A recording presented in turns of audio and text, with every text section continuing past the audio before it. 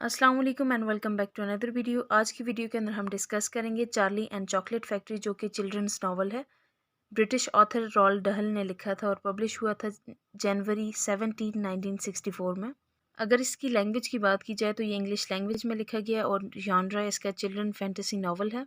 Country United kingdom है और ये फर्स्ट टाइम पब्लिश हुआ था यूनाइटेड स्टेट्स में 1964 में, और इसे पब्लिशिंग हाउस था अल्फ्रेड ए कनोफ, जो कि एक अमेरिकन पब्लिशिंग हाउस है। और यूनाइटेड किंगडम के अंदर 1964 में अमेरिका में जब पब्लिश हुआ तो उसके 11 मंथ्स बाद जॉर्ज एलन, एक ब्रिटिश पब्लिशिंग हाउस है, उन्होंने पब्लिश किया था इसे। एडॉप्टेशन की बात की जाए तो इसे 2 मोशन पिक्चर्स की फॉर्म में भी अडॉप्ट किया गया है 1971 में Willy Wonka and the chocolate factory, जिसका टाइटल था, और 2005 में Charlie and the chocolate factory. Roald Dahl ने Charlie and the great glass elevator इसका पार्ट 2 लिखा था 1971 में, जो कि पब्लिश हुई थी 1972 में। इसके बाद वो एक और इसका पार्ट लिखना चाहते थे, थर्ड बुक लिखना चाहते थे, लेकिन वो बुक कंप्लीट नहीं हुई। अगर बैकग्राउंड की बात की जाए तो इस स्टोरी को लिखने की इंस्पिरेशन उन्हें अपने चाइल्डहुड से मिली थी। जब वो छोटे थे तो उन्होंने ज़्यादातर ये एक्सपीरियंस किया था कि कुछ उनके बचपन में जो फेमस चॉकलेट फैक्ट्रीज थी वो स्कूल चिल्ड्रंस के लिए कुछ चॉकलेट्स भेजा करती थी, और उसके एक्सचेंज में उन्हें उन न्यू प्रोडक्ट्स के ऊपर फीडबैक रिव्यूज़ मिल जाते थे। जब ये स्कूल बॉय थे तो तब कैडबरी और राउंड ट्रीज ये इंग्लैंड की कुछ बिगेस्ट चॉकलेट फैक्ट्रीज थी, और उस वक्त ऐसा होता था कि हर फैक्ट्री की कोई स्पेशल रेसिपी होती थी जो कि उन्होंने छुपाई हुई होती थी। लेकिन जो दूसरी फैक्ट्रीज थे वो अक्सर इस तरह करते थे कि वो अपने एम्प्लॉयज़ को दूसरी फैक्ट्रीज में भेजते थे एज ए एम्प्लॉय, और वो वहाँ से उन रेसिपीज़ को स्टोल करते थे, जैसा कि स्टोरी के अंदर भी ये मेंशन किया गया है। रॉल्ड डहल की जो विडो थी उन्होंने बताया कि ओरिजिनली ये स्टोरी एक ब्लैक बॉय के ऊपर बेस करती है, लेकिन उनके जो एजेंट थे उन्होंने इसे चेंज करके वाइट बॉय कर दिया था, क्योंकि उन्होंने ये एक्सक्यूज़ दिया था कि ब्लैक बॉय इतना ऑडियंस को अपील नहीं करेगा। अगर कैरेक्टर्स की बात की जाए तो इसका मेन कैरेक्टर विली वोंका है। बकेट फैमिली है, बकेट फैमिली में मिस्टर बकेट हैं, मिसेस बकेट हैं, जॉय बकेट हैं, जॉसफिन बकेट है, चार्ली बकेट है।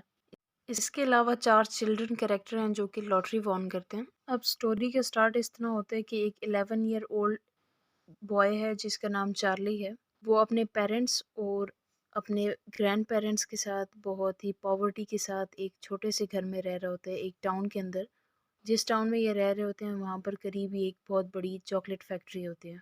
एक दिन चार्ली के जो ग्रैंडफ़ादर हैं वो बताते हैं चार्ली को विली वोंका के बारे में, जो कि चॉकलेट फैक्ट्री के ओनर होते हैं, और बताते हैं कि जितनी भी ये बहुत वंडरफुल कैंडीज़ और चॉकलेट्स बनाते हैं वो वही बनाते हैं। वो बताते हैं कि बहुत अरसा पहले ऐसा हुआ करता था कि विली वोंका चॉकलेट्स, कैंडीज़ वगैरह बनाते थे, लेकिन जो उनकी राइवलरी चॉकलेट फैक्ट्रीज़ थी उन्होंने अपने कुछ एम्प्लॉय इनकी फैक्ट्रीज़ में भेजे, ताकि वहाँ से जितनी भी उनकी सीक्रेट रेसिपीज़ हैं उन्हें स्पाई कर सकें और स्टील कर सकें। उसके बाद विली वोंका ने इस अपनी फैक्ट्री को क्लोज़ कर दिया था, और जिसके 3 साल बाद उन्होंने दोबारा फैक्ट्री को रीओपन किया, और उसके बाद से कोई नहीं जानता कि अंदर कौन काम कर रहा है, क्योंकि इस फैक्ट्री के अंदर किसी ने अंदर बाहर जाते हुए किसी को नहीं देखा होता, और इस फैक्ट्री से सिर्फ बाहर जो आती हैं वो सिर्फ कैंडीज़ होती हैं और वो पैक हुई हुई आती हैं। जब चार्ली को ये स्टोरी बताई जाती है तो चार्ली बहुत ज़्यादा इस चीज़ के अंदर इंटरेस्ट शो करता है,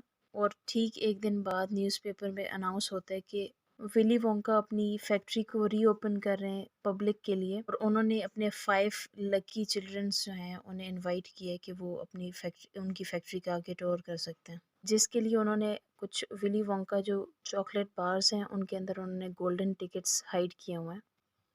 इस अनाउंसमेंट के बाद अब फ़ौरन बाद ऐसा होता है कि बहुत से लोग विली वोंका बार्स लेते हैं, और जो फर्स्ट लॉटरी टिकट मिलता है वो ग्लूटिनस ऑगस्टस ग्लूब, एक ओबीस 9 इयर्स ओल्ड बॉय को मिलता है जो कि एक स्पॉइल्ड चाइल्ड होता है। इसके अलावा सेकंड टिकट मिलता है विरोका साल्ट को, जो कि एक स्पॉइल्ड गर्ल है, और ये बहुत ज़्यादा ग्रीडी और ज़िद्दी है। ये अपने पेरेंट्स को फ़ोर्स करती है कि मुझे हर हाल में ये चॉकलेट फैक्ट्री का विज़िट करना है और मुझे वो गोल्डन टिकट चाहिए, क्योंकि उसने अपनी फ्रेंड्स को बताया हुआ होता है कि वो जाएगी, लाज़मी जाएगी। और उसके पेरेंट्स जो हैं वो बहुत ज़्यादा रिच होते हैं, और वो अपनी बेटी की ज़िद पूरी करने के लिए वो अपने जितने भी उनके वर्कर एम्प्लॉयज़ होते हैं उन सबको विली वोंका बार्स ला के देते हैं ताकि वो उसे अनपैक करें और टिकट ढूंढ सकें। और फाइनली जब टिकट मिलता है तो वो विराका साल्ट को मिल जाता है। अब थर्ड लॉटरी टिकट वायलेट ब्यूरीगेट को मिलता है, जो कि एक स्किलफुल, सेल्फ सेंटर्ड और रूड गर्ल है, जो कि बबल गम से ऑब्सेस्ड है और इसने अपना रिकॉर्ड कायम किया है 3 मंथ से सेम ही च्यूइंग गम को च्यू करके। और ये जॉर्जिया अमेरिका से बिलोंग करती है। नेक्स्ट जो किड है जिसने लॉटरी वॉन की है वो माइक टेव है, जो कि एक अमेरिकन चाइल्ड है जिसकी एज 9 इयर्स है और वो भी एक स्पॉइल्ड चाइल्ड है जो कि हर वक्त टीवी और गेम्स के साथ मसरूफ़ रहता है। इसकी कोई सोशल लाइफ नहीं है और ये भी एक एंटागनिस्ट है। अब जैसे ही पता चलता है कि फ़लाँ फ़लाँ बच्चे को ये लॉटरी टिकट मिल गया और वो अब फैक्ट्री को जो है विज़िट कर सकता है। इसी दौरान चार्ली के जो फ़ादर हैं उनकी जॉब होती है पहले कि वो टूथपेस्ट कंपनी के अंदर काम करते हैं और जो टूथपेस्ट है उसे उस पे कैपिंग करते हैं। लेकिन अब ऐसा है कि उनकी जगह एक मशीन आ गई है जो कि कैपिंग खुद ही करती है और अनएम्प्लॉयमेंट की वजह से उनके हालात और ज़्यादा बिगड़ गए हैं। अब उनके घर पे कोई भी काम करने वाला नहीं है जिसकी वजह से उसके फादर अक्सर जो है सर्दियों में सर्द बर्फीली रातों में जाके रोड से बर्फ़ हटाते हैं। एक दिन चार्ली स्कूल से घर आ रहा होता है तो उसे रास्ते में बर्फ़ के अंदर $1 दिखाई देता है, बर्फ़ के अंदर दबा हुआ। वो उसे उठाता है और वो शॉप पे जाता है, वहाँ से 2 वोंका बार्स बाय करता है और उसमें से एक बार के अंदर से उसे गोल्डन टिकट मिल जाता है, जिस पर वो बहुत ज़्यादा खुश होता है। और इस गोल्डन टिकट के ऊपर लिखा हुआ होता है कि जो भी किड आ रहा है वो अपने साथ 1 या 2 फैमिली मेंबर्स को साथ लेकर आ सकते हैं। चार्ली के ग्रैंडपा जो होते हैं, जो बकेट, वो चार्ली के साथ जाने के लिए रेडी हो जाते हैं। अब जिस दिन टूर होता है उस दिन वोंका 500 बच्चों को वेलकम करता है उनके पेरेंट्स के साथ, फैक्ट्री के अंदर बुलाता है और वो सब फैक्ट्री को अंदर से देखकर हैरान हो जाते हैं। वहाँ पर वो ओम्पा लोम्पा से मिलते हैं जो कि छोटे छोटे ड्वार्फ होते हैं जो कि फैक्ट्री में तमाम काम करते हैं।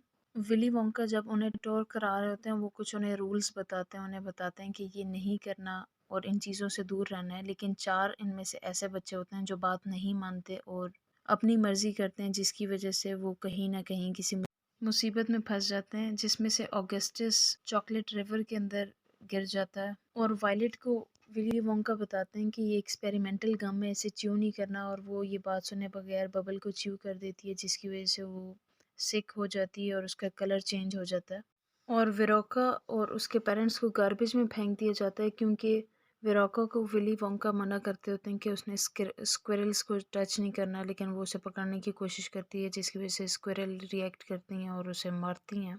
और माइक का साइज़ इतना छोटा हो जाता है कि वो टेलीविज़न के अंदर फिक्स हो जाता है और हर ऐसे इंसिडेंट के बाद जब वो बच्चे किसी मुसीबत में फंसते हैं तब उम्पा लुम्पा सॉन्ग सिंग करते हैं और उन्हें इस बारे में बताते हैं जो उन्होंने गलतियाँ की होती हैं।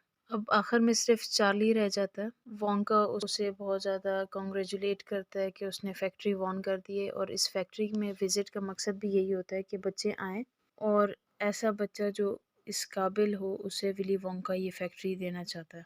वोंका उस वक्त ये चार्ली को बताता है कि इसने ये सारा का सारा इसलिए डिज़ाइन किया था ये टूर ताकि वो एक अच्छे पर्सन को ढूंढ सके जिसे वो अपनी बिजनेस के लिए हायर कर सके। और इन सारे बच्चों में से चार्ली ही एक बच्चा था जो कि गुड नेचर का था और उसने सारे टेस्ट पास कर दिए थे। इसके बाद वो एक बहुत बड़ी ग्लास एलिवेटर पे राइड करते हैं और वो उस एलिवेटर से उस फैक्ट्री से बाहर निकलते हैं और वहाँ पर वो उन सारे बच्चों को जाते हुए देख रहे होते हैं। इसके बाद विली वोंका चार्ली की इंटायर फैमिली को बुलाता है कि वो भी इस फैक्ट्री के अंदर रह सकते हैं। इसी तरह स्टोरी की हैप्पी एंडिंग होती है। उम्मीद है आपको इस स्टोरी की समझ आई होगी। अगर इससे रिलेटेड कोई क्वेश्चन है आप कमेंट सेक्शन में पूछ सकते हैं। Thank you so much for watching.